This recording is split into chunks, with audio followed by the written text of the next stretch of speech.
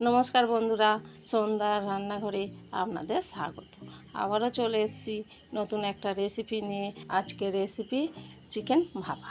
আপনারা অনেকে হয়তো চিংড়ি ভাপা, ইলিশ ভাপা করে খেয়েছেন। আমি আজকের মাংস ভাপা করে দেখাবো।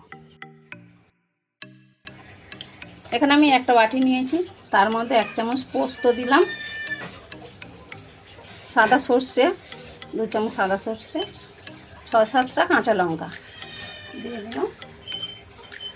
ওর মধ্যে অল্প একটু জল দেব, দিয়ে ভিজিয়ে রাখবো 10 মিনিট। এই সর্ষে পোস্ত লঙ্কাটা আমি এখন বেটে নেব। এটা বাটা হয়ে গেছে। দেখুন, এখানে আমি 500 মাংস নিয়েছি, ভালো করে ধুয়ে রেখে দিয়েছি পরিষ্কার করে।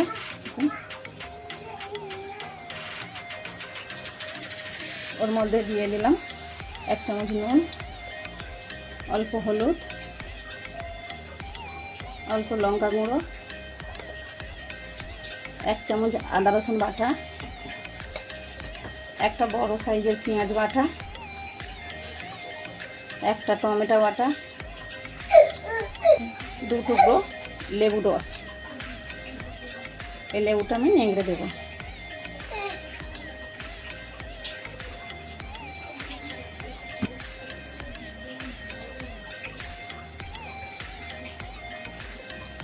অবশ্যই লেবু রসটা দেওয়ার চেষ্টা করবেন।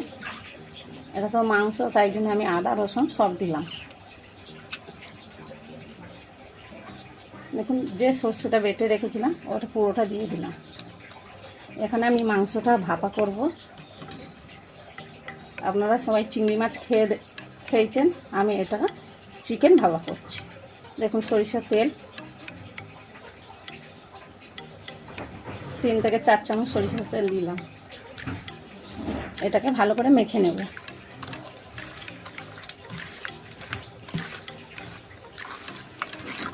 আপনারা চাইলে এর মধ্যে একটু দই দিতে পারেন। আমার হাতের কাছে ছিল না, তাই আমি দিলাম না, লেবু দিলাম।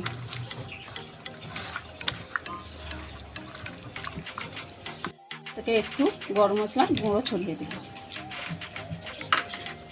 দিয়ে আবারও এটা ভালো করে মেখে নেব।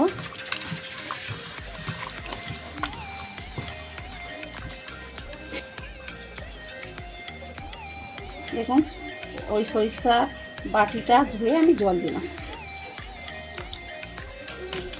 আবারও একটু মেখে নেব।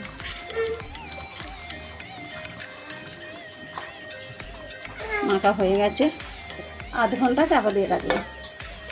জল গরম বসে দিয়েছি, জল গরম হয়ে গেছে। উপর দিয়ে একটা স্ট্যান্ড দিয়ে দিলাম, স্ট্যান্ডটা বসে দিয়েছি। উপর থেকে আর একটু তেল ছড়িয়ে দেব। 4টে কাঁচা লঙ্কা উপর থেকে দিয়ে দিচ্ছি।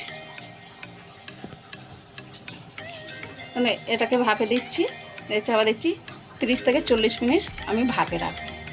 আপনারা মাঝে মাঝে খুলে দেখবেন, জলটা যদি কমে যায় তখন জল দিতে হবে। চাপা দিলাম। 40 মিনিট হয়ে গেছে, খুলে দেখছি।